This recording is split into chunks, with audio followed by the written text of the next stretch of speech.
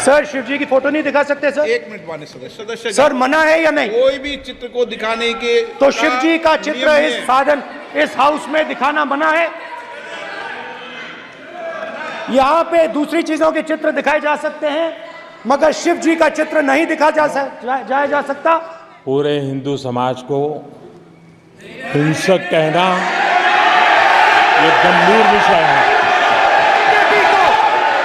BJP को आपको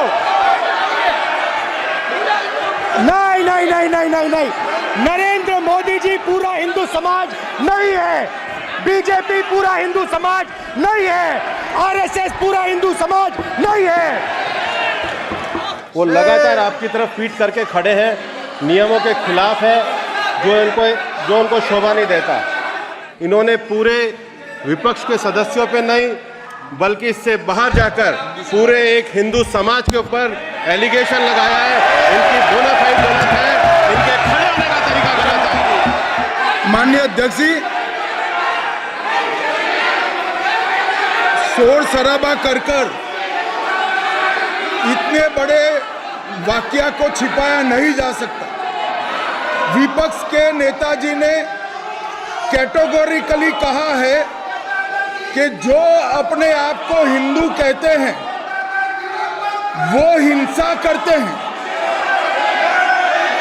मैं फिर से रिपीट करना चाहता हूं, उनका वाक्य था जो अपने आप को हिंदू कहते हैं वो हिंसा की बात करते हैं, हिंसा करते हैं। मान्यवर, इस देश में शायद इनको मालूम नहीं है, करोड़ों लोग अपने आप को गर्व से हिंदू कहते हैं, गर्व से हिंदू कहते हैं। क्या वो सभी लोग हिंसा की बात करते हैं, हिंसा करते हैं? हिंसा की भावना को किसी धर्म के साथ जोड़ना और इस सदन में और संवैधानिक पद पर बैठे हुए व्यक्ति ने, मैं मानता हूं मान्यवर, उन्होंने इसकी माफी मांगनी चाहिए। मान्यवर, मैं उनको एक गुजारिश भी करना चाहता हूं कि इस्लाम में अभय मुद्रा, इस पर इस्लाम के विद्वानों का मत एक बार वो ले ले। गुरु नानक साहब की अभय मुद्रा पर एसजीपीसी का मत वो ले ले। और मान्यवर, अभय की बात तो इनको करने का कोई अधिकार नहीं है। आपातकाल में पूरे देश को इन्होंने भयभीत करा है, लाखों लोगों को जेल में डाला और आतंक, वैचारिक आतंक अगर कभी था, वैचारिक आतंक कभी था तो आपातकाल के वक्त था। और मान्यवर, दिल्ली में दिन दहाड़े हजारों सिख भाइयों का कत्लेआम उनके शासन में हुआ। आज वो भय की बात कर रहे हैं।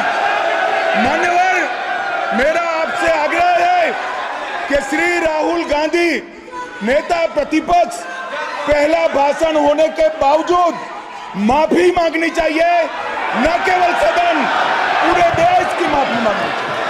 इस सदन के नियमों की पुस्तिका, इससे कुछ सदस्यों को क्या मुक्ति दे दी गई है? आपके गाइडेंस के बाद भी बार बार तस्वीर बताना, पूरे बीजेपी को हिंसा कर रही है ऐसे कहना, खड़े होकर एक दूसरे के बीच में हस्तधून करना, सारे नियम इनको लागू नहीं होते हैं। नियम मालूम नहीं है तो ट्यूशन रख ले साहब, सदन इस तरह से नहीं चल सकता है। ये सदन, मेरा आपसे आग्रह है कि ये सदन ऑर्डर में रहना चाहिए, नियमों के अनुसार रहना चाहिए। ये हम सभी सदस्यों का आपसे विनंती है। सर मेरा सवाल है सर, इस माइक का कंट्रोलर किसके हाथ में? प्लीज बैठिए सर, ये ऑफ होता है, प्लीज माने बैठिए प्लीज। ये बार कई बार विषय उठ गई और बहुत गंभीर और माननीय सदस्य, आप प्रतिपक्ष के नेता हैं। आप सदन के बाहर भी ये बात कहते हैं कि माइक बंद कर देते हैं। मैंने कई बार आग्रहपूर्वक किया कि आसन पर इस तरीके का आरोप नहीं लगाएं। नो, प्लीज बात सुनिए।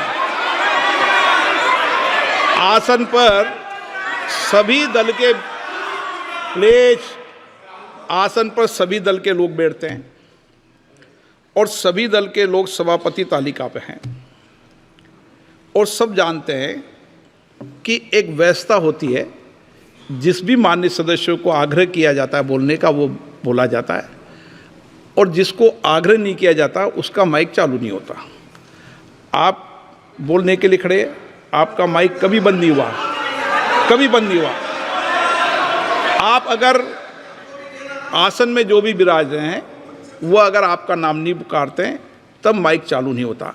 ये व्यवस्था हमेशा इस सदन की रही है, पुराने में भी और नए में भी।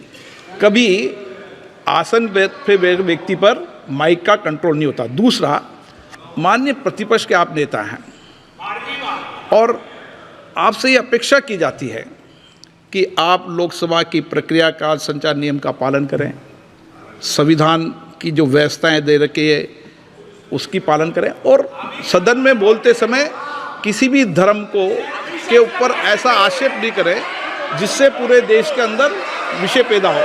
ये आपसे अपेक्षा की जाती है। सर, मैं बिल्कुल आपकी रिस्पेक्ट करता हूं स्पीकर सर, मगर मेरे भाषण के बीच में सच्चाई ये है कि माइक ऑफ हो जाता है। मैं क्या करूं, हो जाता है वो। अब आपने देखा मैंने अयोध्या शब्द यूज किया और माइक ऑफ हो गया। नो, अरे ये प्रधानमंत्री मोदी जी के टाइम में आधा आधा पैरा आएगा क्या?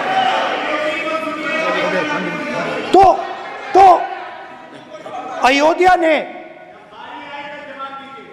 राम भगवान की जन्मभूमि, प्लीज ब्रदर, राम भगवान की जन्मभूमि ने बीजेपी को मैसेज दिया और ये आपके सामने मैसेज बैठे हुए हैं।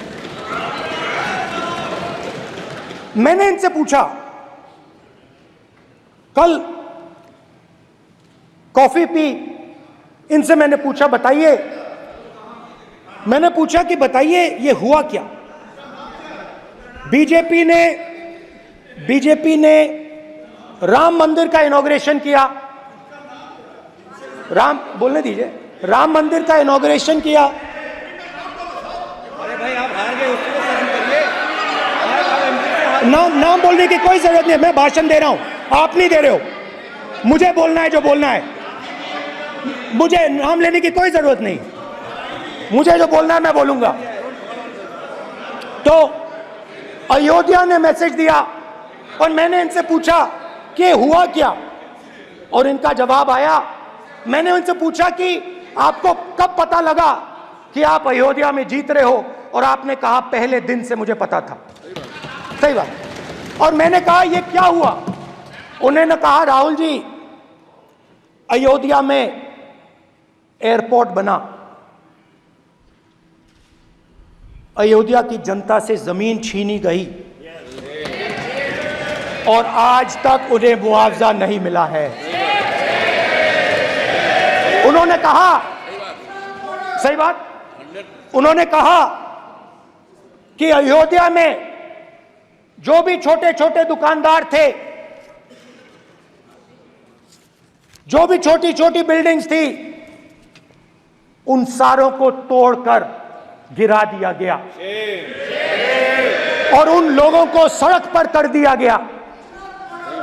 इन्होंने यह भी कहा कि अयोध्या के इनॉग्रेशन में अयोध्या की जनता को बहुत दुख हुआ, क्योंकि इनॉग्रेशन में अदानी जी थे, अंबानी जी थे, मगर अयोध्या का कोई नहीं था।